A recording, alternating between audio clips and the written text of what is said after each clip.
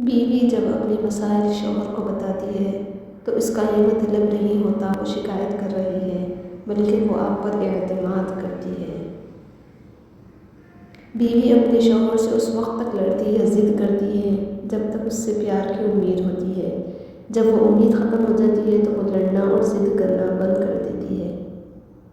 بہترین میاں بیوی کی سب سے بڑی خاصیت یہ ہے کہ وہ آپس میں اختلافات اور ناراضگی کے باوجود ایک دوسرے کا خیال اور فکر کرنا نہیں چھوڑتے۔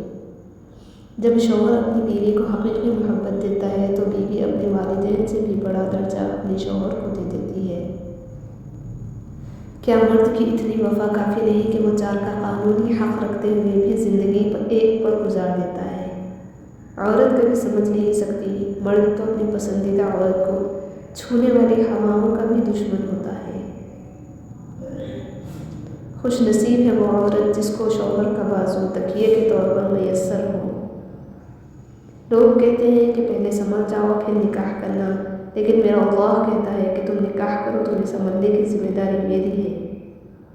اور کچھ عورتیں اتنی خوش نصیب ہوتی ہیں کہ ان کے پسندیدہ مرد ان کو پانے کے لیے دنیا سے لڑتے ہیں اور اللہ کے آگے روتے بھی ہیں۔ اپنے بیوی کو راضی اور خوش رکھو، کیونکہ قیامت کے دن وہ تمہارے حق میں گواہی دے گی۔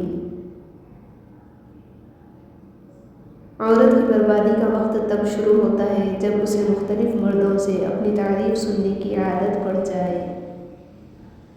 خوبصورت اور پاکیزہ بیوی مرد سے خود کو ایک درجہ کم سمجھ لے تو اللہ تعالیٰ اسے ماں کی صورت میں 3 درجے بلندی عطا فرما دیتا ہے۔